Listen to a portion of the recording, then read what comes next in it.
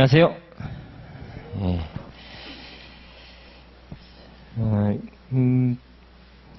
이 특강 취지는 법무사 2차생 위주로 좀 이제 강의할 거고, 그 강의 계획서를 잠깐 보면 5회로 잡혀 있어요. 5회로 잡혀 있고, 이 취지는 기출문제 중요성이 있다라는 거고, 그러니까 앞에 우리 그 교재에 보면 법무사 시험 기출문제도 좀 실어놨어요. 일단 교재가 법원 시행 기출문제로 법무사하고 그 다음에 사무관하고 법원행시 요 세 가지인데 요 교재는 제가 사무관 승인시험 교재로 활용하는 교재예요. 그래서 법무사 시험도 실어놓은 거고, 그래서 법무사 시험을 준비하시는 분은 법무사 시험을 어떤 문제가 출제되는지 정도만 체크하시면 돼요. 그 내용을 뭐 외우고 숙지할 필요까지는 없어 보여요. 그렇지만 법무사 시험 2차 시험을 준비하시는 분은 사무관 승인시험 문제하고 법행 문제는 다 풀어보셔야 돼. 다. 저는 필요한 거 위주로, 가능성이 좀 높은 거 위주로 할 예정인데, 강의 계획서에 보면, 이제 5회인데, 5월 18일 토요일 날, 오늘이죠. 승진 문제에서 올해 2019년도 문제부터 풀어갈 거예요. 19년도 문제, 18년도 문제, 17년도 문제, 이렇게 역으로, 최근 문제에서 역으로, 선별해 가면서 보도록 할 거예요. 시간이 허락하는 한. 시간은 좀 촉박할 거예요. 그래서, 최근 문제부터, 시간이 허락하는 한 보도록 할 거고, 그래서 다음 주 토요일 날 정도, 한 타임 반 정도 더, 할 예정이에요. 시간, 그렇게 커리를 잡았고, 그 다음에, 법원행시도 역시, 사무관 문제, 올해 문제는 그 교재에 안 들어가 있어요. 요 교재 만든 이후에 올해 시험이 나왔기 때문에, 사무관 문제는 이제 프린트로다가, 2019년도 문제는 프린트로다가 대체했고, 법행 문제도 역시 마찬가지로, 법행 문제는, 해마다 11월 달 정도의 시험을 봐요. 2차 시험은. 그래서 최근 문제가 18년도부터 있어요. 그러니까 18년부터 17년, 16년, 15년 이런 식으로 해서 체크해 나가도록 할게요. 그리고 6월 8일 날은 변호사 시험인데 요거는 프린트로 제공할 거예요. 최근 올해 변호사 시험 문제부터 시작해서 19년도죠. 가장 최근 19년도 1월 달에 본 시험이에요. 그거하고 18년도, 17년도 이렇게 3개년치를 일단 예정하고 있어요. 시간 관계상. 그 다음에 사법시험은 2017년도까지만 시험이 있죠. 그래서 2017년, 16년, 15년 이런 식으로다가 3개년치를 예정하고 있어요. 그렇게 강의를 잡았고, 자, 오늘 보충 그 프린트부터 먼저 한번 봐봐요.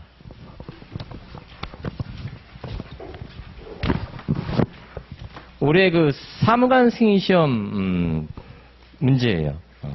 4월 달에 봤죠? 이 사무관 승인시험 문제하고 우리 시험하고 연관성이 꽤 높아요. 법행 문제도 마찬가지고. 그 이유는 법원에서 시행하는 시험이기 때문에 그래요. 법원이 주관하는 시험이에요. 법원이 주관하는 시험은 우리 법무사 시험도 있지만 법원행정처죠. 사무관 승인시험 문제도 있고 법원행시 문제도 있다라는 거예요. 근데 서로 출제자가 비슷하다고 보여져요. 문제 유형 스타일을 보면. 물론 난이도는 법원행시가 제일 높고, 그 다음에 우리 법무사 시험, 그 다음에 사무관. 사무관하고 법무사 시험은 약간 나눈 데가 약간 들쑥날쑥하긴 한데, 관련성이 꽤 높아 보인다는 거예요. 사무관 문제도 문제 스타일을 최근 한 3, 4년치 정도 기준을 보면 요건사실론에 대해서 꽤 상당히 강조하는 분위기예요. 우리 법무사 시험도 마찬가지예요. 요건사실에 대해서 상당히 강조하는 분위기다라는 거예요. 출제자가 같다고 보여진다라는 거예요. 그래서 올해 문제를 한번 같이 한번 보면 풀어보신 분도 있을 거예요.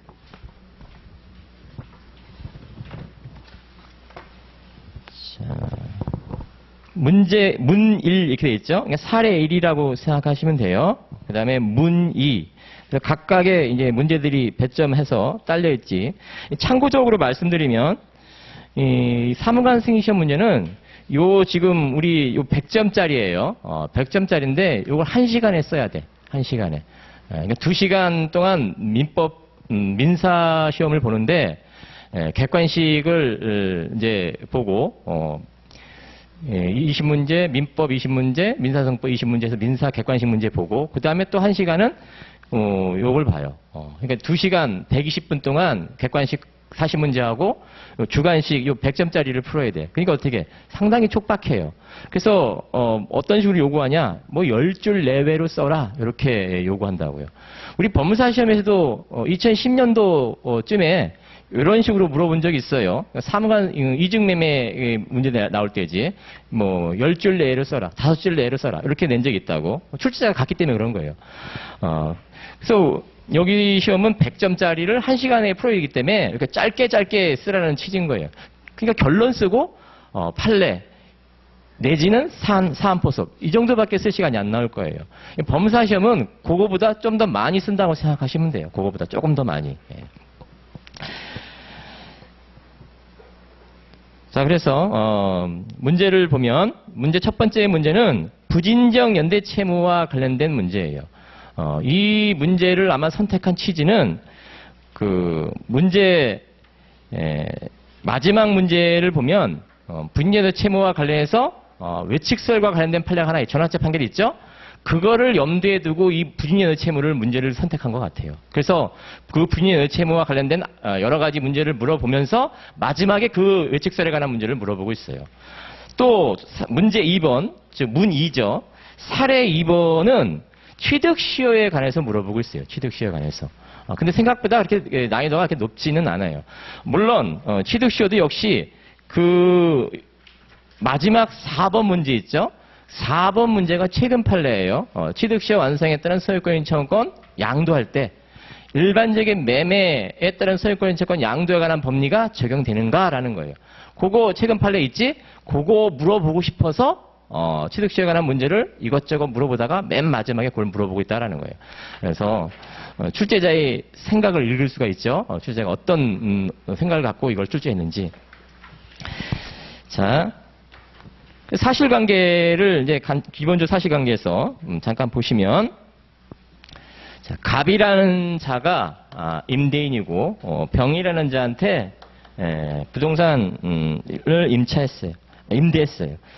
자, 그래서 임차 보증금 뭐 1억이라고 그러는데, 근데 임대차에 관한 보증금 수령과 관련된 누구한테 이걸 위임했냐면 정이라는 자한테 위임했어요. 정은 누구냐? 을이라는 공인중개사. 판례 사안이죠. 공인중개사. 그리고 여기는 중개보조원. 이런 관계죠. 그래서 임차인이고 임대인이다. 그래서 임대차 관계에 있는데 보증금, 임차인도 보증금을 수령할 권리를 요 정한테 위임했다라는 거예요. 그런데 이 정이 보증금을 횡령했다는 얘기지. 횡령, 불법행위. 자, 피용자, 사용자 관계. 피용자로서 750조 불법행위, 을은 갑한테 사용자로서 750조 불법행위. 두 사람 사이 관계, 부진계 내지는 관계. 이런 형태가 문제가 딱 나오면 이게 판례 사안이기 때문에 딱 눈치를 채야 돼. 부진계 채무 관계에 있고, 채권자, 이 두 사람 사이 부진계 채무 관계에 있다. 750조, 756조. 그걸 눈치를 채야 된다고. 그럼 물어보겠구나. 전화제 판결을 물어보겠구나. 어디서 나올지는 모르겠지만, 그렇게 예측을 어느 정도 하고 있어야 된다라는 거예요. 자, 그래서 기본적 사실관계에는 이제 그런 내용을 담고 있는 거예요. 자, 문제 1에 설문 1. 위 기본 사실에 추가하여 갑은 청구치를 아래와 같이 작성하여 소장을 제출했다. 이런 식의 문제를 법무사 시험도 이런 식의 문제를 낼 수 있어요. 왜냐하면 민사 신청 서류가 있기 때문에 이렇게 청구 취지, 청구 원인, 요건 사실 이런 것들을 이런 식으로 물어볼 수 있다고. 그래서 약간 실무적인 측면이 없지 않아 있지만 그래도 우리 시험에서도 그렇게 물어본다라는 거예요. 물어볼 수 있다라는 거. 2017년도 문제가 가장 대표적인 거예요. 우리 시험에서. 실무적으로 물어봤죠. 소장을 제출하였다. 귀하가 참여관으로 소장 심사를 하여 보정 공고를 한다면 어떤 내용으로 보정 공고를 하겠는지 내용과 이유를 설명하라. 그 밑에 청구 취지가 있는데 그게 어디가 틀렸고 어떤 식으로 보정 공고를 내려야 되냐라는 거예요. 자, 그럼 읽어보면 피고들은 정과 을인 거예요. 여기 채권자고 정을 관계, 부진의 채무 관계에 있다라는 거죠. 피고들은 원고에게 1억 원 및 이에 대하여 다간 날까지 연 15% 비율에 계산한 돈을 지급하라. 자, 틀린 것을 찾아낼 수 있어야 돼. 신청서류 공부를 하시니까 틀린 부분을 찾아낼 수 있어야 된다고. 자, 틀린 부분이 어디예요? 자, 지금 이 두 사람 사이가 갑한테 부진전 채무 관계에 있는데 중첩적 관계에 대해 연대하여라든가 합동하여라든가 뭐 이런 표현이 없어. 그러니까 뭐 피고들은 여러 명인데 그 채권자에 대한 중첩적 관계 표시가 없다고. 그럼 어떻게 분유 채무에서 중첩적 관계 표시는 어떻게 해요? 신청서류 어떻게 배우셨어? 원래는 각자예요. 각자. 즉 피고들은 각자 원고에게 1억 원 뭐 지급하라 이거라고. 근데 답안은 어떻게 표시해놨어? 공동하여. 그 말은 종전시무는 각자인데 최근은 공동하여라는 표현을 써요. 공동하여. 그러니까 공동하여라고 쓴 게 좀 더 정답이다라는 거예요. 각자라고 쓰시는 분은 한 완벽한 답안은 아니라는 거예요. 그것도 틀렸다고 볼 수는 없지만 종전시무는 그렇게 봤지만 지금은 부인채무 관계는 각자라는 표현을 안 쓰고 공동하여라는 표현을 쓴다라는 거예요. 그러니까 신청서류 할 때도 그렇게 참고하셔야지. 자, 그래서 피고들은 공동하여란 말이라는 중첩적 관계의 표시가 있어야 된다라는 거예요. 그러기 위해선 요 정과 을이 갑한테 어떤 관계에 있다는 걸 답안지에 제시해 줘야 돼. 부진전 채무 관계에 있다는 걸 답안지에 제시해 줘야지. 그쵸? 그 말을 먼저 선행을 제시하고 공동하여라는 표현을 써야 된다 이런 얘기인 거죠. 자, 1억 원 및 이에 대하여 다 갚는 날까지 연 15%의 비율로 계산한 돈을 지급하라. 다 갚는 날까지. 뭐가 빠져 있어요? 언제부터 언제까지라는 표현이 빠져 있잖아요. 그쵸? 기산점이 빠져 있다는 거예요. 그러니까 기산점을 어떻게 제시해 줘야지. 뭐 소장 부분 송달 다음 날로부터 뭐 다감 날까지 하든지 연 15% 하든지 아니면 이 사안에서는 불법행위니까 불법행위는 불법행위 시부터 지원손해금 청구할 수 있지. 그러니까 불법행위한 날짜가 언제예요? 2019년 1월 1일이 불법행위한 날짜라고. 횡령한 날짜니까. 불법행위한 날짜니까. 그러니까 그때서부터 소장 부분 송달 날까지는 5%. 소장 부분 송달 다음 날부터 다음 날까지는 연 15%. 이렇게 기산점을 제시된다. 이렇게 해도 상관없어요. 소장 부분 송달 다음 날부터 다음 날까지 연 15%. 이렇게 제시해도 상관없다. 그렇지만 이미 불법행위라는 것을 알려주고 있으니까 그것도 제시해주면 좀 더 가점 받겠지. 단순히 소장본 송달날부터 이렇게 계산점 잡는 것보다 불법행위 시부터 소장본 송달까지는 몇 프로 하나 더 쓰는 거야. 하나 더. 다른 사람보다 한 발 앞서가 하나 더 쓰는 거라고. 그 다음에 소장본 송달 다음부터 다음부터 연 15% 이렇게 쓰라는 거예요. 어쨌든 중첩적 관계 표시 그 다음에 기산점 표시 이렇게 해라는 거예요.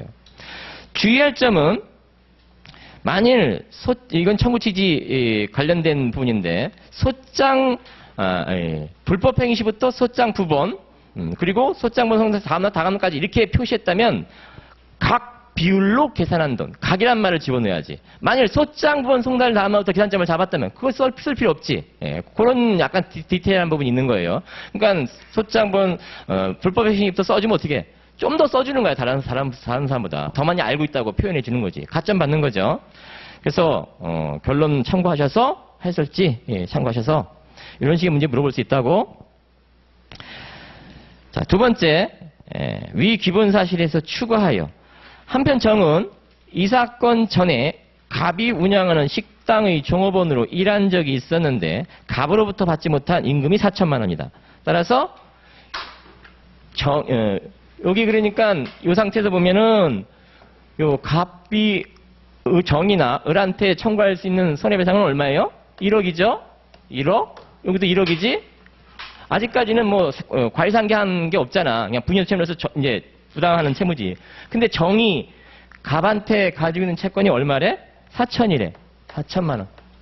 자, 4천만 원 채권인데 그게 채권이 또 뭐라는 것도 잘 봐야 해. 그냥 일반 대여금 채권 이렇게 안 물어봤어. 임금 채권이래. 임금 채권. 자, 임금 4천만 원이다. 대여금 채권 이렇게도 물어볼 수 있었을 건데 임금 채권이라고 물어보고 있다고. 자, 임금 4천만 원 있다. 정은 답변서에서 갑에 대한 위임금 4천만 원과 갑의 정에 대한 손해배상 채권 1억 원을 대등에서 상계하겠다고 항변한다. 정의 갑에 대한 임금 채권의 존재가 증거에 인정되었고 갑이 가능한 재항변을 다했다면 정의 주장이 받아들일 수 있는가? 즉 한마디로 이렇게 분위협체무 관계 있을 때 갑의 정에 대한 갑에 대한 1억 원 채권, 정의 갑한테 반대 채권 4천만 원을 임금 채권을 가지고 상계했다.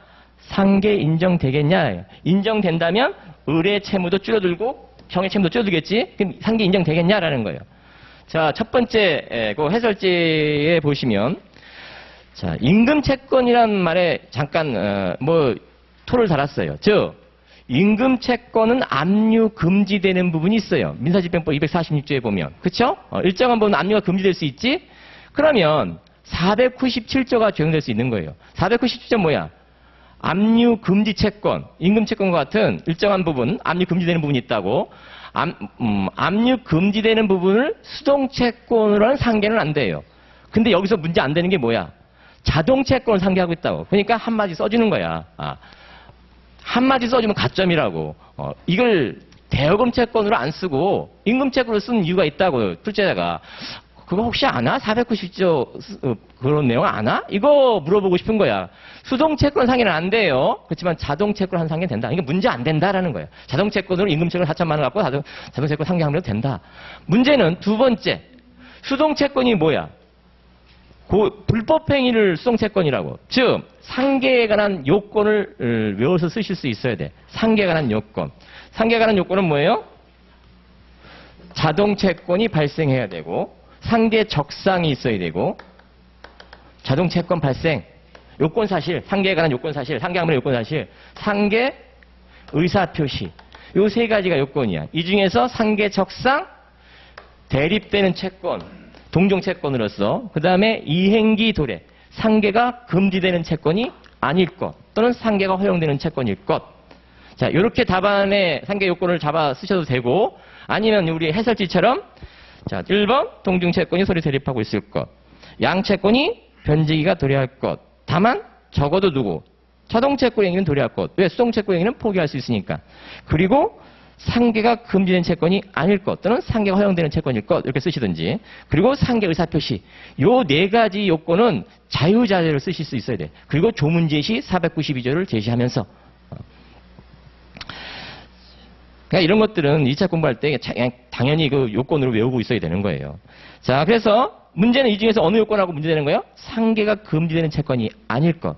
그러면 이 사안에서 정의 갑에 대한 4천만 원의 채권을, 임금 채권을 자동 채권으로, 수동 채권, 갑의 정에 대한 1억 원 채권, 이걸 수동 상계할 수 있냐? 뭐가 문제되지? 496조가 문제된다는 거예요. 고의 불법행위잖아. 즉, 정의 갑의 그 돈을 횡령했기 때문에 갑은 정한테 고의 불법행위를 원인한 손해배상 채권이라고요. 그러니까 정 입장에서 496조가 적용되기 때문에 고의 불법행위를 수동적 상계는 안 된다. 이게 답안지에 들어가야 되는 말이라는 거예요. 그래서 자동 채권, 임금 채권 한마디 써주는 거고, 물론 문제 안 된다는 취지도 한마디 써주는 거고, 그러니까 상계가 금지된 채권은 아니라는 거예요. 자동 채권은. 수동 채권이 문제되는데 496조가 문제된다. 이렇게 답안지에 쓰시면 된다는 거예요. 설문 2번의 나번 같은 경우, 자, 나번은 뭐라고 말하냐? 앞에 설문 가가 차이점이 상계 계약을 했대. 상계 계약. 그러면 여기서는 설문 가하고 차이점이 뭔 거예요? 설문 가에서는 일방적 의사표시를 상계했어요. 설문 나는 상계 계약이야. 그러면 상계 계약은 496조가 적용되냐라는 거예요. 안 된다라는 거예요. 안 되니까 어떻게 돼? 상계할 수 있다라는 거예요. 자, 상계할 수 있으니까 어떻게 돼? 정의, 이게 상계가 인정이 되면 자동 채권도 소멸, 수동 채권도 소멸. 그럼 얼마 남아? 갑의 정해진 채권은 6천만 원 남지? 상계의 절대적 효력, 상계의 절대적 효력, 즉 부진견의 채무에서 상계의 절대 효력이 있다라는 것을 답안지에 제시해 줘야지. 전환차 판결이고 부진견의 채무일 때 절대효, 변제, 대물변제, 공탁, 상계. 이때 상계 계약도 포함이다. 이런 걸 답안지에 써주는 거예요. 그래서 정의 상계 계약을 하면 자기 채무도 줄어들지만 을의 채무도 줄어들게 만든다. 상계의 절대적 효력. 부인의 채무 상계 절대 효력. 됐죠? 그래서 설문 가하고 나하고 이게 답안을 비교돼서 답안을 써주셔야 돼요. 예, 가는 일방적 의사표를 산 게 고의 불법행위 496조가 적용되기 때문에 상계 안 되는 것이고, 나번 같은 경우는 상계 계약은 496조가 적용 안 되니까 상계가 인정되고, 인정된다면 상계의 절대 효력, 이렇게 답안지에 쓰시면 된다는 거예요. 설문 3번, 위 기본 사실에 추가하여 갑과 을 사이에는 갑의 과실 비율이 30%로 인정됐다. 자, 갑과 을 사이에, 그러니까 사용자와 갑 사이에, 피해자 사이에, 정은 뭐야? 피용자와 고의 불법행위를 저지른 피용자죠. 갑 사이에.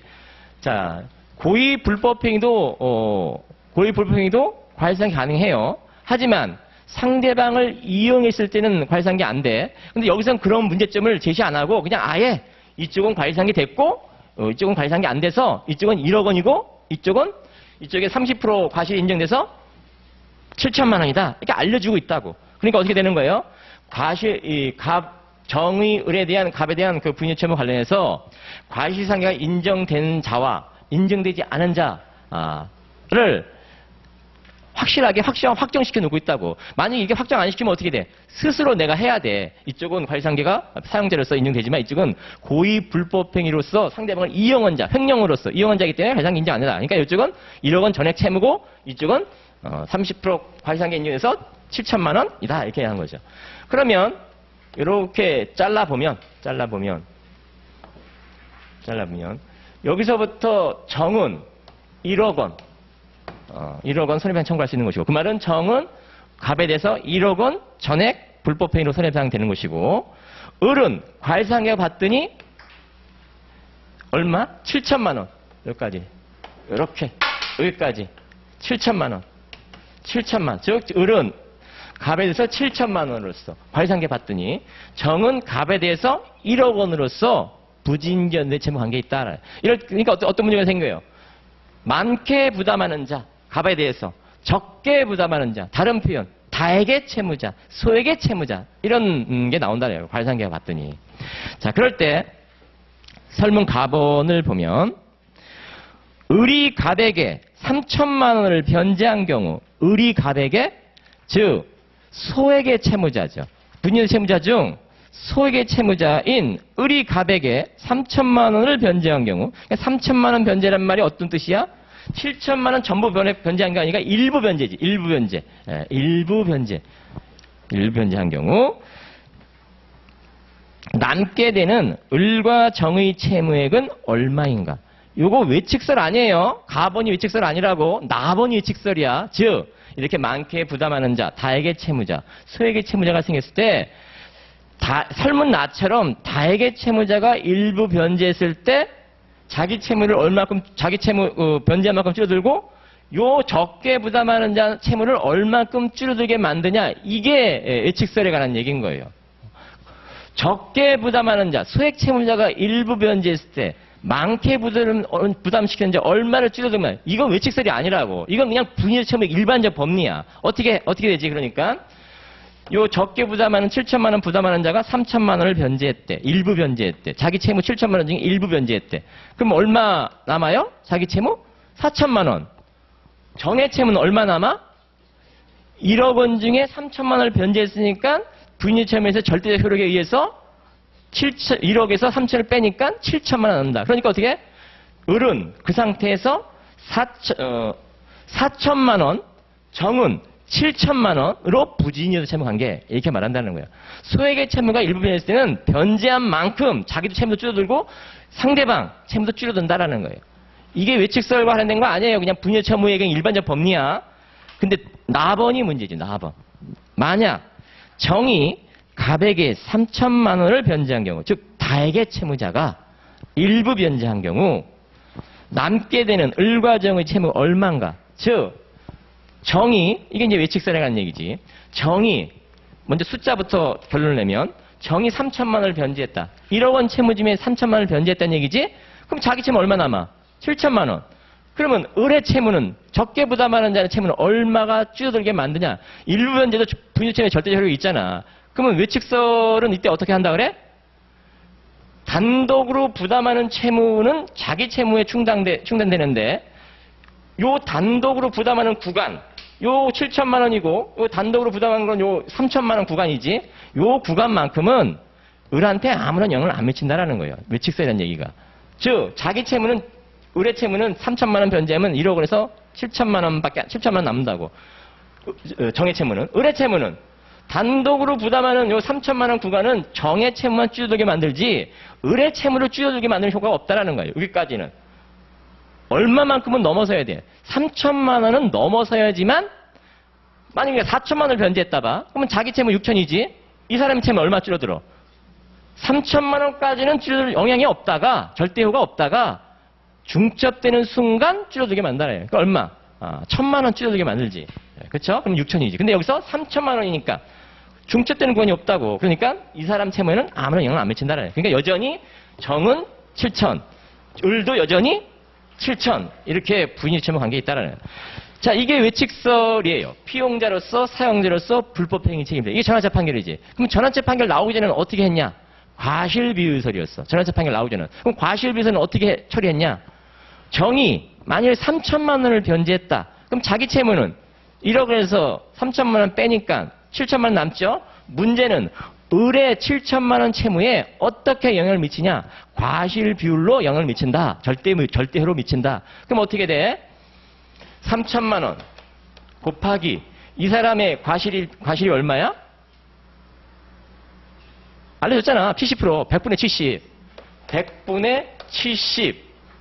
그럼 얼마지? 37이 21. 2,100만 원. 1,100. 즉 7천만 원에서 2,100만 원만큼 줄어들게 만든다. 이게 과실비율설이었다고. 근데 전환차 판결 부인제 채무의 담보력 강화라는 측면에서 의칙설이 과실비율설보다 채권자한테 더 유리해요. 유리하다고. 그렇기 때문에 외칙설로 전환차 판결이 폐기된 거다. 이렇게 바뀌어진 거다. 외칙설로 바뀌어진 거다. 이런 취지인 거죠. 주의할 점은 적게 부담하는 자가 일부 변제했을 때 외칙설 문제가 아니에요. 그냥 변제한 만큼 자기 채무도 줄어들고 상대방 채무도 줄어든다. 이런 거예요. 부인제 채무의 절대효에 관련해서. 변제되면 이제 공탁 상계가 절대효잖아. 근데 많게 부담하는 자가 일부 변제했을 때 어떻게 영향을 미치냐? 그때가 외칙설이라고. 그때가 전환차 판결이라고. 그래서 그 전환차 판결 요지를 써주시고 사안포섭 하시면 되는 거죠. 우리 해설지 8페이지 가보면 동그라미 2번 그 볼드체 그게 외칙설에 관한 핵심적인 내용이지. 그걸 빼먹지 말고 쓰셔야지. 그래서 이런 법리가 피용자로서 사용자 또는 공동 불법행위 다 마찬가지다라는 거예요.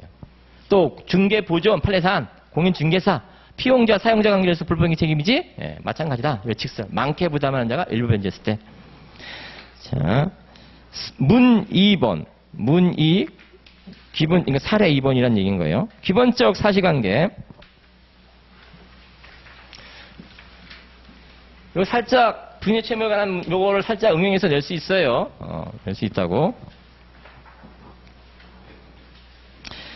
갑은 을소유 엑스토지를 1999년 1월 1일경 소외이사로 평원공연하게 점유하여 왔고 그러니까 245조 1항의 요건을 갖추고 있다. 이런 얘기인 거죠. 2019년 1월 1일 취득시 완성 20년. 자, 위 사실관계 설문일 위 기본사실에 추가하여 갑은 취득시효 완성자죠. 2019년 4월 1일 취득시효 완성 후지 을에게 취득시 완성을 원인한 소유권신을 청구서를 제기했다. 청구 취지를 아래와 같이 작성했는데 이때 청구 원인에서 검토할 요건 사실이 뭐냐. 그러니까 취득시효 완성에 따른 245조 1항에 요건 사실을 써봐라. 요건 사실. 요건 사실을 검토해봐라라는 거예요. 요건 사실이 뭐지? 245조 1항 물론 20년간 수혜이사로 평원 공연하게 점유한 자 등기함으로써 권리 취득한다. 이렇게 돼 있어요. 하지만 취득시효와 관련해서 그걸 주장하는 자가 주장 증명해야 될 요건 사실은 뭐냐라는 거예요. 그거 다 주장 증명해야 되냐? 20년간 점유한 사실, 소유이사를 점유한 사실, 평원 공연하게 점유한 사실, 이거 다 취득시 완성자가 주장해야 되냐라는 거예요. 그거 알고 있냐? 이러는 거예요. 그렇지 않다라는 거예요. 뭐만 입증하면 돼? 20년간 점유한 사실만 입증하면 돼. 언제부터 내가 20년 점유했다? 이것만 입증하면 된다고. 뭐를 입증할 필요 없다라는 거예요. 소외 의사 이런 거 입증할 필요 없다는 거야. 자주 점유 입증할 필요 없다는 거야. 평온한 점유, 공연한 점유 입증할 필요 없다는 거예요. 점유 계속 입증할 필요 없어. 왜? 197조에 소외의사, 평온, 공연한 점유 추정되고 있고 또 198조에 점유 계속이 추정되고 있다라는 그런 것을 답안지에 써주는 거예요. 그리고 언제부터 20년 점유했다는 사실을 주장해야 되기 때문에 취득시효 기산점 언제부터 물론 그 언제부터 취득시효 기산점은 변론지가 적용 안 되고 간접사실로서 법원이 직권으로 판단한다. 그러면서 그런 얘기를 한마디 써주시면 되지. 물론 1999년 1월경부터 20년 이런 말을 써주면서 기산점은 소멸시효 기산점과 달리 취득시효 기산점은 간접사실로서 변론지가 적용 안 되고 법원이 직권으로 판단한다. 이렇게 그런 말을 답안지에 써주시면 된다는 거예요. 197조, 198조 조문 빼먹으면 안 되고. 자, 설문 2번. 위 기본사실에서 추가하여 갑의 엑스토지에 대한 점유 취득시효가 완성된 사실을 몰랐던 을은 즉 취득시효 20년 완성된 사실을 몰랐던 그러니까 완성된 후란 얘기인 거예요. 몰랐던 선의 판례사안이야. 을은 소유자는 2019년 3월 1일 취득시효 완성 후죠. A은행으로부터 1억 원 대출을 받으면서 엑스토지에 근저당권을 설정했다. 취득시효 완성 후 취득시효 완성에 따른 소유권 유등기 하기 전에 소유자가 제3자한테 선의로 저당권 설정해줬다. 이 소리죠. 그러면 취득시효 완성자가 이거 어떻게 해야 돼? 용인하고 부담을 안고 취득하는 거야. 취득시효 완성. 취득시효 기간 중에 이렇게도 문제 낼 수 있어. 취득시효 기간 중에 저당권 설정됐다. 취득시효 완성 후. 그럼 이거 어떻게 돼? 말소 대상이야. 왜? 취득시효 완성했다는 소유권 등기를 하면 소급표, 개시시로 소급표. 근데 요 문제는 이게 아니고 언제? 요때라고. 취득시효 완성 후 취득시효 완성에 등기하기 전에 저당권 설정. 그러니까 용인해야 된다고. 그리고 또 판례사안 선의로 저당권 설정해줬대. 그러니까 용인해야 된다를. 자, 이럴 때 이 저당권 설정 계약 유효냐? 한마디 써주는 거고 유효다. 취득시효 완성 후 선의로서 저당권 설정 유효다. 그럼 유효하다면 취득시효 완성자가 이걸 등기했다면 취득시효 완성자가 그 저당권 설정 등기를 말소시키기 위해서 대신 갚았다면 소유자를 대신해서 갚았다면 소유자한테 구상권 내지 부당이익반환 청구할 수 있는가? 없다. 왜? 자기 채무 변제인 꼴이기 때문에. 따라서 그게 우리 판례 사안이죠. 어려운 그 판례 알고 있으면 뭐 어려운 거 아닌 거예요. 이렇게 살짝 응용해서 낼 수 있어. 취득시효 기간 중에 저당권 설정, 취득시효 완성의 소유권 유등기, 그럼 이건 뭐라고? 말소 대상이라고 개시를 소급하기 때문에 취득시효 완성에 따른 소유권 유등기 효과 247조 소급표. 그렇지만 이것도 예외 있지? 요 취득시효 기간 중에 담보권 설정한 자가 취득시효 완성된 자가 담보권을 설정했어. 양도담보든 저당권이든. 그때는 예외지? 말소 못한다라는 거예요. 자기가 저당권을 설정해주고 자기가 취득시효 완성됐어. 그러면 그건 예외다. 판례 있죠? 그러니까 그렇게 응용해서 낼 수 있다고. 사안을 달리해서 이런 식으로 낼 수 있다고. 그러니까 요거랑 똑같이 안 내고도 살짝 응용해서 낼 수 있다는 얘기인 거예요. 똑같이 낼 가능성은 오히려 좀 적어. 그렇지만 이 비슷하게 낼 수는 있다고. 살짝씩 바꿔가지고. 설문 3번. 위 기본사실에 추가하여 2019년 4월 1일 역시 취득시효 완성 후에요. 을에게 엑스토지에 관하여 취득시효 완성을 원인으로 한 소유권 유등기 청구성을 제기하였고 그러면 을이라는 자가 뭐라는 거예요? 취득시효 완성 사실을 알고 있다라는 거예요.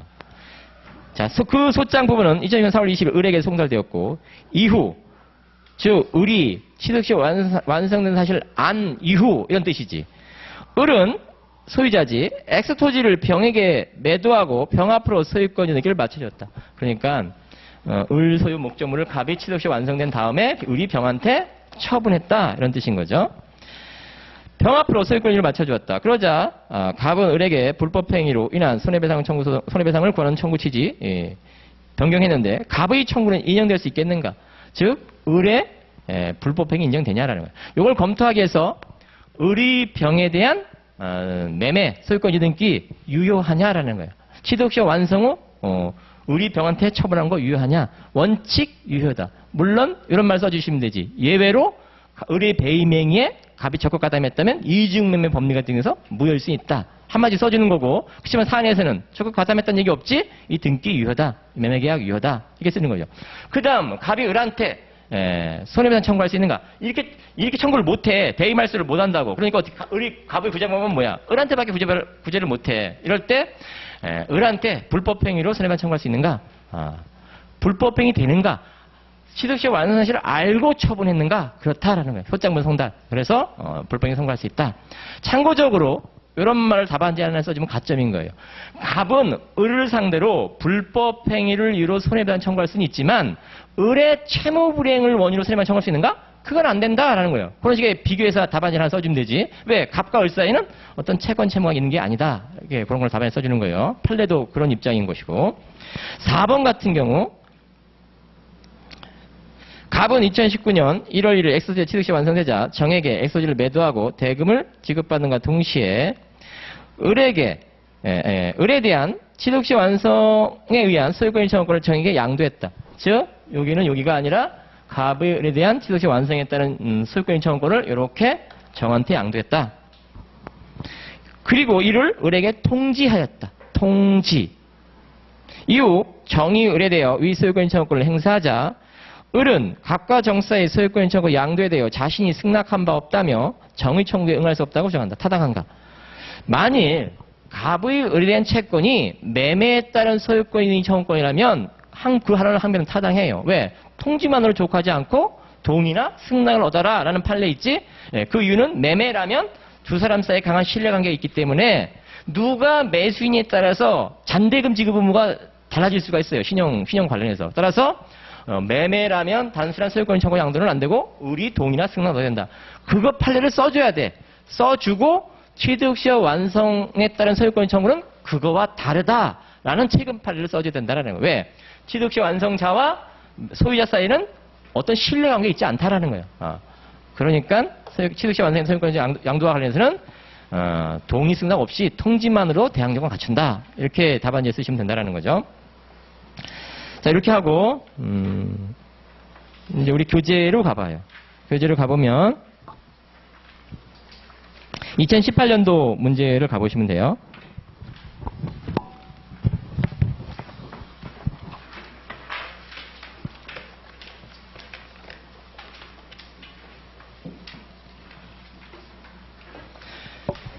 교재는 200페이지에 있죠. 200페이지. 요 사례 1번, 즉 문 1, 사례 1번은 200페이지 왼쪽에 있는 그 문제는, 그리고 201페이지 그 상단에 걸쳐 있는 문제는 주로 소멸시효와 관련해서 물어보고 있어요. 그리고 소멸시효와 관련해서 시효 중단으로서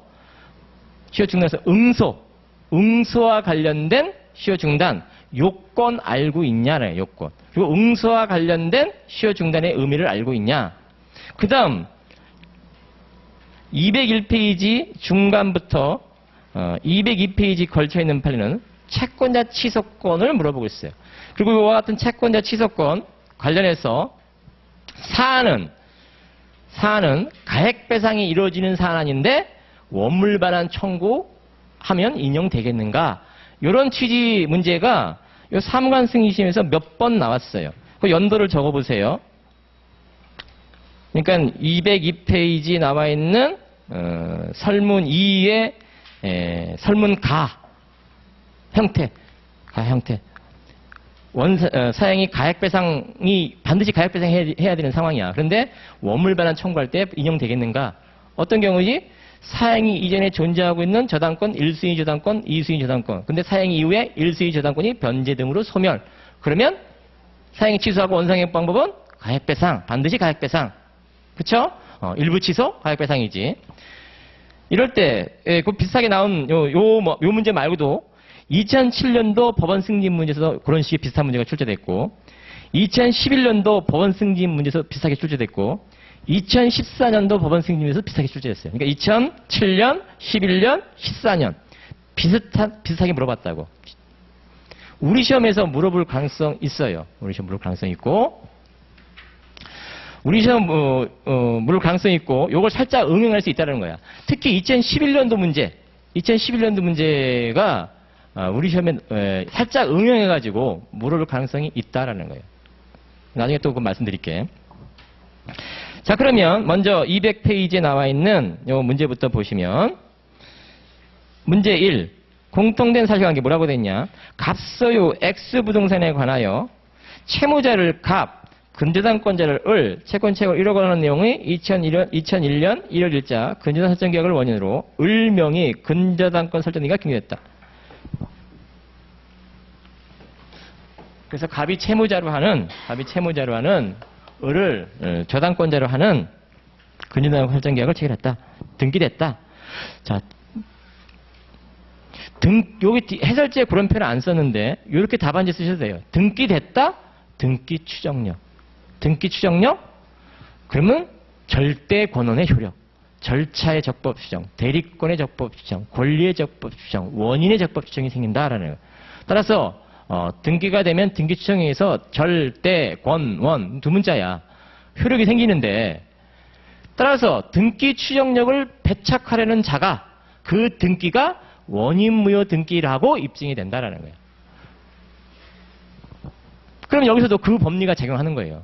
보면, 자, 위 공통사행 사실에 더하여 갑은 을로부터 돈을 빌린 사실이 없으며 2002년 1월 1일자 근저당 설정 계약을 체결한 사실도 없으니 X 부동산에 관한 이와 같은 근저당 설정 계약은 원인무효 등기로 말소되어야 한다고 주장하면서 2006년 1월 1일 을을 상대로 을은 갑에게 X 부동산의 근저당 설정 계약 말소행위 절차를 이행하라는 소를 제기했다. 이와 같이 갑이 소유권에게 근저당 설정 계약 말소 등기를 청구하는 경우 요건 사실 뭐냐? 그럼 요건 사실 뭐지? 먼저 조문 제시할 수 있어야 되고 214조. 왜? 말소행위 청구권은 방해배제 청구권이잖아. 그러면 214조와 관련해서 소유자의 소유권에 대한 등기 말소행위 청구권. 요건 사실이 뭐냐? 말소행위 청구 주장하는 자가 주장 증명해야 될 사안이 뭐냐라는 거예요. 먼저 소유자인 사실. 그리고 상대방이 내 목적물에 등기한 사실.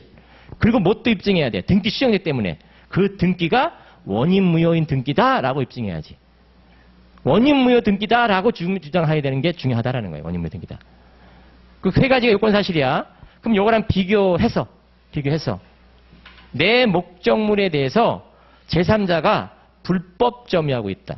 그럼 불법 점유와 관련해서 방해배제 청구로서 퇴거 청구 내지는 인도 청구, 목적물 인도 청구. 213조 본문 내지 214조죠. 인도 청구라면 214조 본문일 거고 물권 청구권. 방해배제 청구라면 214조겠지. 자, 이럴 때 물권 청구와 관련해서 요건 사실은 뭐냐? 요건 사실을 써봐라. 그럼 어떻게 써야 돼? 역시 소유자인 사실. 왜? 소유권에 대한 청구이기 때문에 소유자인 사실. 그리고 상대방이 내 목적물을 점유하고 있는 사실. 그럼 거기서 더 나아가서 지금 여기서처럼 불법 점유하고 있는 사실도 소유자가 입증이 되는가? 그렇지 않다라는 거예요. 오히려 214조 단서에 의해서 누가 그 불법 점유하고 있는 자가 내가 점유하고 있는, 그러니까 소유자가 소유권에 의한 방해배제 청구 내지 목적물 인도 청구하니까 오히려 그 점유하고 있는 불법 점유하고 있는 자가 내가 점유하고 있는 것은 점유할 거리가 있어. 이렇게 항변으로 주장하는 거다라요. 그런 것들을 비교해서 알아두시는 거예요.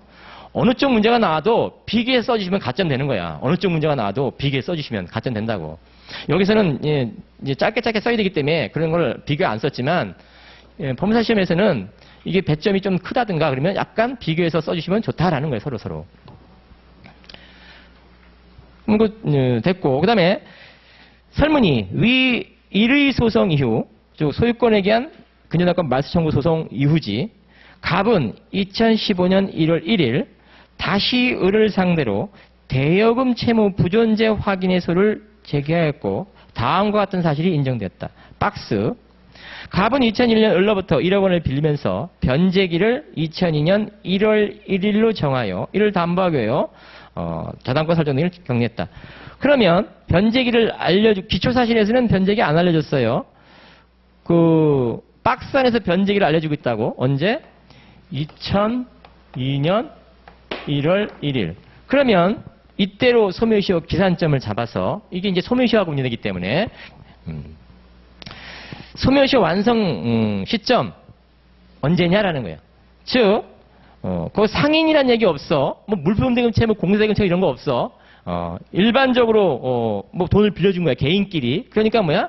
특별한 사정 없으니까 10년 소멸시효. 10년 소멸시효. 10년 소멸시효니까 언제?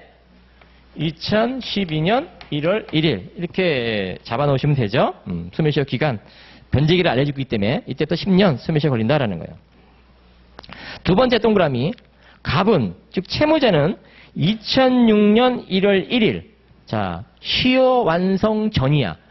시효 10년이니까 어떻게 2006년 1월 1일이라는 얘기는 시효 완성 전. 그러니까 이 시효 기간이 중요하다고 소멸시효 기간. 2006년 1월 1일 을을 상대로 근저당권 말소 청구 소송 즉 위에 그 공통상실에 나와 있는 그 밑에 나와 있는 더하여에 나와 있는 소유권에 대한 말소 청구소송이 언제냐? 근저당권 말소 청구소송이 언제냐? 2006년 시효 완성 전 1월 1일이라는 거예요. 제기하여 피담보 채권인 위 대여금 채권이 존재하지 않음을 이유로 근저당 설정등기 원인 무효의 등기라고 주장한 사실. 그 동그라미 세 번째 위 1의 소송 진행 중 을은 2006년 6월 1일 1차 변론기일에서 원고의 청구 기각 판결을 구하는 대여금 채권이 유효하게 성립되었고 이를 피담보 채권으로 하는 근저당 설정이 또한 유효한 것이라는 내용이 답변서 제출. 답변서 그리고 또 응소 적극적 응소 이런 거 알려주고 있어. 그럼 뭐야? 자 이게 10년 요 10년 소멸시효 기간인데 지금 갑이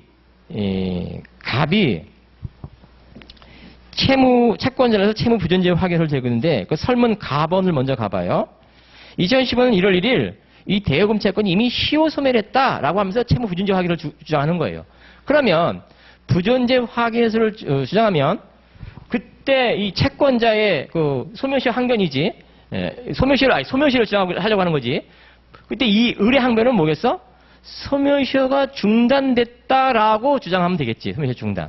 그러면 소멸시효 중단과 관련해서 원래는 을이 갑을 상대로 뭐 해야 돼? 시효 10년 요거 되기 전에 재판상 청구 등 또는 가압류 가처분 이런 것들을 해야지. 근데 그렇게 한 게 아니고 어떻게? 갑이 을을 상대로 2006년 1월 1일쯤에 이렇게 근저당권 말소 청구소송을 제기했는데 그때 을이 응소했대. 그러니까 을이 뭐 응소로서 시효 중단이지. 그러니까 그걸 써버리는 거예요. 을이 응소로서 시효 중단. 갑은 을을 상대로 채무 분재 시효 완성 후에 채무 분재 확인서 시효 소멸을 주장하면서 채무 분재 확인을 주장하겠는데 을이 적극적으로 재파산 청구는 안 했는데 응소로서 시효 중단이 인정되는지 여부를 물어보는 거예요. 응소로서. 갑의 을에 대한 요 2002년 6월 1일 소유권에 대한 근저당권 말소 청구 소송에 을이 응소했다 그래. 그리고 적극적으로 그것이 받아들여서 승소했대. 그럼 시효 중단되는가? 된다라는 거예요. 요건 쓰실 수 있어야지. 요건 응소하는 요건. 채무자가 채권자를 상대로 본소. 거기 뭐 본소가 뭐였어? 부존재 확인해서 본소 아니에요. 근저당권 말소 청구소송이 본소라고. 거기에 을이 응소했다. 그리고 응소해서 받아들여졌다. 그래서 그 시점에 답변서 제출한 시점에 시효 중단됐다라는 거예요. 시효 중단됐다. 따라서 응소하였고 그 권리증이 받아들여져 2008년 1월 1일 갑의 패소 판결이 확정된 사실. 그러면 어떻게? 요 응소에서 요 시점 어디쯤 되겠지? 2008년 1월 1일 확정됐대. 응소로서 확정됐대. 그럼 뭐야? 요때서부터 재판상 청구로서 응소 시점 시효 중단되고 요때부터 다시 어떻게? 시효 진행 몇 년? 10년.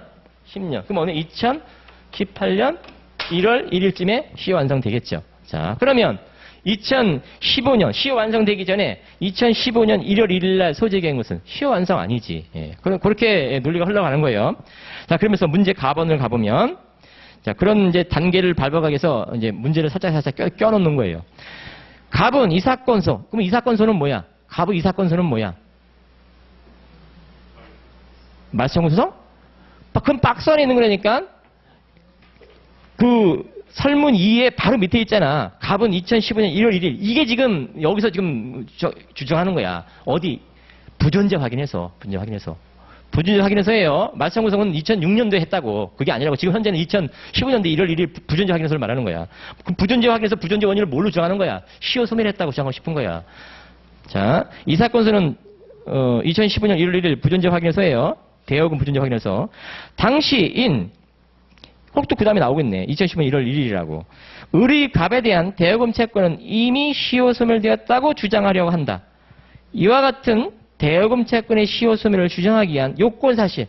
자, 소멸시효의 요건 사실을 제시하라는 거야. 소멸시효 항변 내지 소멸시효 주장의 요건 사실. 그럼 뭐지? 소멸시효를 주장하는 팀에 권리를 행사할 수 있는 사실.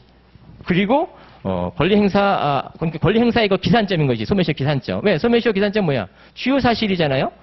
변론주의가 적용되잖아. 그래서 다른 건 몰라도 그건 생각해낼 수 있어야 돼. 내가 소멸시효 요건 사실은 생소한 거야. 평소에 잘 안 봐도. 그렇지만 소멸시효 주장하려면 뭐를 내가 입증해야 될까? 기산점. 권리를 행사할 수 있던 시점. 그 다음 권리가 도가한 사실. 소멸시효가 완성된 사실. 물론 소멸시효 기간은 변론지가 적용 안 돼. 그렇지만 그 기산점부터 소멸시효 기간이 도가했다는 사실. 그거는 입증이 된다는 거야. 도가 기간은 입증사항, 직권주의라고, 변론지가 적용된 게 아니라고 하지만, 소멸시효 기산점하고 그 기산점으로부터 시효가 지났다는 사실은 입증이 된다라는 거예요. 그래서 그런 식으로 답안을 작성해 주시면 되겠고, 그냥 간단하게 쓰는 거, 요 배점이 5점이잖아? 간단하게 쓰는 거지. 소멸시효 기산점 관해서는 요건, 조문 같은 거 제시해 주면 좋겠고. 자, 나번에 설문나 갑의 주장에 대해 을은 갑이 을을 상대로 제기한 위 1의 소송에서 응소함으로써 위 대여금 채권의 소멸시효가 중단되었다고 주장한다. 소지기 당시 2010년 1월에는 아직 시효가 완성되지 아니었고 시효 중단의 항변을 한다면 을의 항변은 타당한지. 자, 시효 중단됐냐라는 거예요. 이게 이제 제가 말한 그 요건을 쓰는 거예요. 응소와 관련된 그 짜맞춰야지. 누가 그 판례를 쓰셔도 좋고 응소와 관련된 그 당해 판례를 쓰셔도 좋고 아니면 요건 분설에 쓰셔도 좋아. 요건 분설. 그럼 요건 분설한다면 어떻게 분설하면 되냐? 채무자가 채권자를 상대로 한 본소가 있을 것. 그 본소가 뭐지? 소유권에 대한 말승인 청구 소송이죠. 채무자가 채권을 한 말승인 청구서. 자, 그 다음에 채권자가 거기에 응소했을 것. 그리고 적극적으로 자기 권리를 주장했을 것. 그리고 마지막 세 번째 요건이 뭐지? 응소한 자가 승소했을 것. 그 세 가지 요건이야. 그걸 분설에 쓰든지 아니면 판례로 표현해서 쓰시든지. 중요해요. 응소는 우리 시험에 나올 가능성이 있다고. 그 요건 외워두시란 얘기고. 그래서 응소로 쓰셔도 됐다. 이거 채무자가 채권자를 상대로 한 본소 소송이었죠. 그게 거기에 응소했지? 그리고 받아들였지? 그래서 시효 중단이다라는 거야. 시효 중단됐다. 3번 위 공통사실관계와 1 및 2의 소송과 달리 그러니까 앞에 거 다 무시하라 이거야. 앞에 거 다 무시. 그리고 새로이 사실관계라고 생각하시면 돼요. 앞에 거 다 무시하고 새로이 사실관계. 사실관계는 이런 취지야. 병이 을에 대한 채무자고 을은 물론 근저당권자고 근데 병 소유 목적물에 근저당권한 것이 아니라 요 갑이라는 물상보증이 있다. 앞에 거하고 사실관계 다른 거예요. 새로운 사실관계인 거예요. 그러니까 다 무시하는 거니까. 자, 그 밑에 내용이 그런 얘기야. 갑이 을 사이에 2001년 1월 1일 병의 을에 대한 대여금 채무, 물론 변제기는 2002년 1월 1일하고 똑같이 알려주고 있고, 그럼 이때서부터 이제 10년 소멸시효인 거죠. 담보하기 위하여 갑이 물상보증인으로서, 그러니까 갑은 뭐야? 을에 대해서 물상보증인으로서 병의 채무를 담보하게 저당권을 설정했다. 이런 얘기인 거죠. 빨리 캐치해내야지. 자신의 X부분의 을을 저당권자로, 근저당권자로 하고 병을 채무자로 하여 채권 최고액, 그리고 균형 설정되기 2006년 1월 1일 그 네 번째 줄 있죠. 물상보증인 갑이 을에 대하여 피담보 채무 부존재를 이유로 근저당권 설정의 말소 청구서를 제기하였고 이에 대하여 2006년 6월 1일 1차 변론에서 을이 응소하여 적극적으로 위 피담보채의 존재를 주장하였으며 을의 권리 주장이 받아들여져 2008년 1월 1일 갑의 패소로 판결이 확정됐다. 이후 2015년 1월 1일 시효 완성 후죠. 시효기간 완성 후지. 이번에는 채무자 병이 을에 대해서 을의 병에 대한 위 대여금 채권의 시효 소멸을 이유로 대여금 채무의 부존재 확인을 제기하였고 이에 대하여 을은 2006년 6월 1일 응소행위 누구에 대한 소로에 대해서 응소 물상부 증인이 을에 대한 소송 본소지게 거기에 응소해서 2006년 6월 1일 시효 중단됐고 이런 항변을 하는 거예요. 이게 타당하냐라는 거예요. 요건 탈락이지 본소가 누구와 누구를 상대로 본소를 제기해야 돼. 채무자가 채권자를 상대로 본소해야 돼. 근데 물상부 증인이 지금 채권자를 상대로 채권자가 응소했지? 그러니까 시효 중단 효과가 없다라는 거예요.